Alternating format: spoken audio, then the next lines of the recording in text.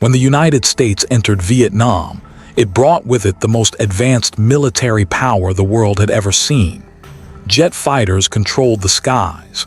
B-52 bombers could flatten entire sections of jungle in a single run. Napalm burned through vegetation and anything beneath it. Agent Orange stripped away forest cover itself, exposing terrain from the air. Helicopters allowed troops to be deployed into remote areas within minutes. Naval forces off the coast could strike targets hundreds of kilometers inland with precision. And on the ground, there were numbers to match that power.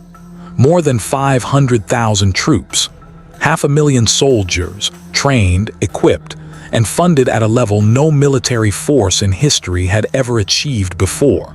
For 10 years, that force fought. They conducted one of the largest sustained bombing campaigns in human history. More bombs were dropped on Vietnam than were used by all sides combined during the entire Second World War. By every measurable metric, technology, firepower, resources, the outcome should have been inevitable. And yet, it was not.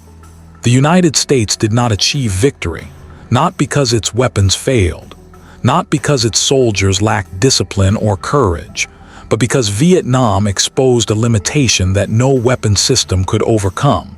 It broke a belief that had shaped modern warfare for decades. The belief that overwhelming power guarantees success. Vietnam proved that assumption wrong. And that is why this war still matters today, because it forces a deeper question.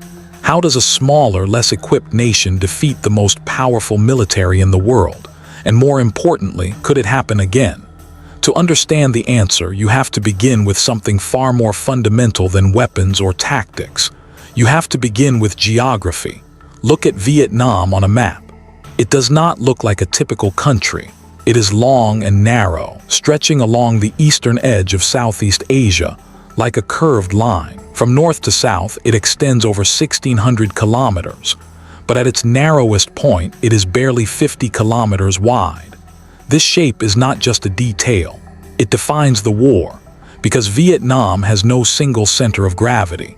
There is no capital whose capture ends the conflict. No industrial core that, once destroyed, collapses the system. To control Vietnam, an invading force must control the entire length of the country, from the mountains in the north, to the jungles of the Central Highlands, to the waterways of the south. And each of these regions is completely different. In the north, the Annamite mountain range forms a natural barrier along the border. In the central region, dense jungle stretches across rolling hills for hundreds of kilometers. In the south, the Mekong Delta creates a landscape of rivers, canals, and flooded fields where movement becomes unpredictable and slow. This is not one battlefield. It is many battlefields layered on top of each other. And that is where the first mistake was made. Because the United States believed it could fight a single war across all of them. It could not. If geography defined the battlefield, the jungle defined the rules of war. Look at a satellite image of Vietnam and what you see is one dominant color.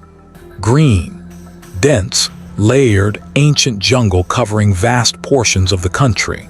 But that image does not capture the reality on the ground, because this was not just vegetation. It was an environment that actively worked against everything the United States military depended on. The jungle was thick enough to block sunlight from reaching the ground in many areas. Visibility was reduced to just a few meters in any direction. Sound behaved differently. It was absorbed, distorted, or carried unpredictably. Movement became slow, exhausting, and dangerous. Every step required effort. Every path could lead into an ambush. And this is where modern military advantage began to disappear. In conventional warfare, superior forces rely on visibility. They detect threats early, engage them at range, use coordination, communication, and firepower to dominate the battlefield. The jungle removed all of that. There were no long sight lines, no clear front lines, no predictable engagement zones. The enemy did not appear at a distance. They appeared suddenly, at close range, from directions that could not be anticipated, and then they disappeared just as quickly. This forced American troops into a completely different kind of war. Instead of controlling space, they had to move through it slowly, carefully, constantly exposed. Instead of engaging from strength, they were reacting. And reaction is always slower than initiative. The Viet Cong and North Vietnamese forces did not try to match American firepower. They did not need to. They used the jungle itself as a weapon. Ambush became the dominant tactic. Small units hidden within dense vegetation would wait for patrols to pass through narrow trails or choke points. At the right moment, they would strike, not with overwhelming force, but with precision. A sudden burst of gunfire, explosives triggered at exactly the right time, confusion created instantly, and then they would disappear back into the jungle, into terrain that American forces could not easily pursue through. This created a pattern. Engagements were brief, violent, unpredictable. There was no decisive battle to win, no clear victory to achieve in a single moment, only a continuous series of encounters, each one eroding strength. But the impact was not only physical, it was psychological. In open terrain, soldiers can see the battlefield. They can identify threats. They can understand where danger is coming from. In the jungle, that certainty disappears. Every movement feels exposed. Every sound could be a threat. Every step could trigger something hidden. The battlefield becomes invisible, and when a soldier cannot see the battlefield, control begins to slip away. At this point, something critical begins to happen. The war is no longer being fought on American terms, because the technology that was supposed to dominate the battlefield is being neutralized by the environment itself. By this stage, the problem was no longer just terrain. It was strategy. The United States entered Vietnam prepared to fight a conventional war, a war of positions, a war of clear objectives, a war where superior firepower could be applied to decisive targets. But that was not the war being fought. The Viet Cong and North Vietnamese forces did not operate as a traditional army. They did not rely on holding territory in the conventional sense. They did not depend on large, visible formations that could be targeted and destroyed.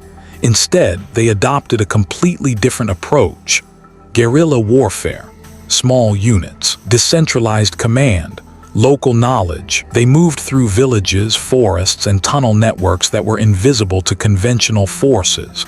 They blended into the civilian population. They chose when to fight, and more importantly, when not to. This gave them something critical: control over the tempo of the war. They could attack when conditions favored them, disappear when they did not, and force American forces into a constant state of reaction. At the center of this strategy was logistics. The Ho Chi Minh Trail was not a single road. It was a vast network of paths, routes, and supply lines stretching through Laos and Cambodia. From the air, it appeared fragmented, disconnected, but on the ground, it functioned as a living system.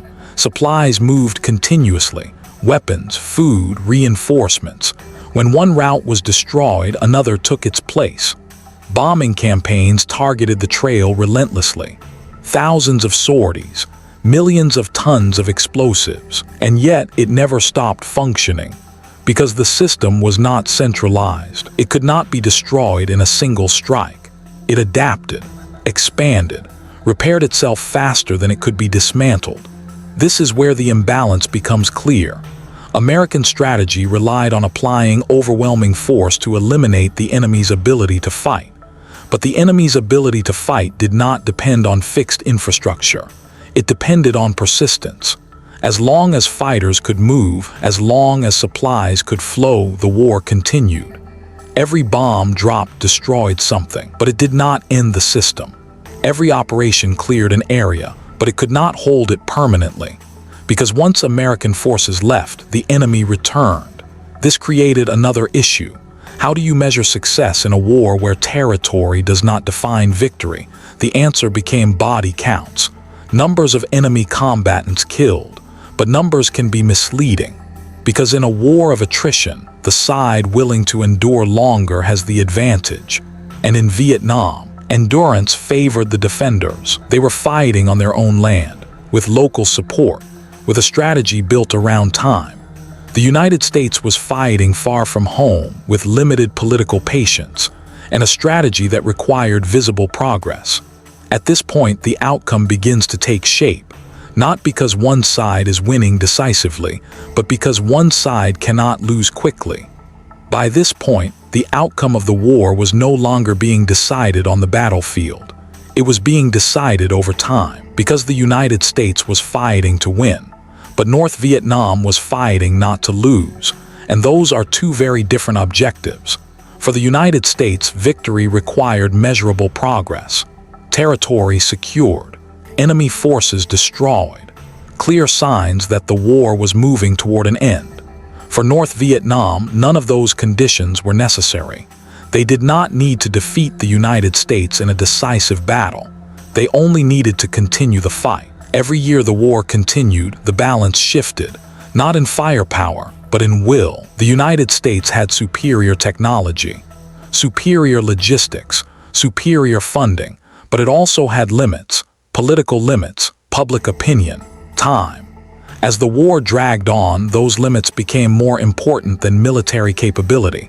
Casualties increased, costs rose, and the justification for continuing the war became harder to sustain.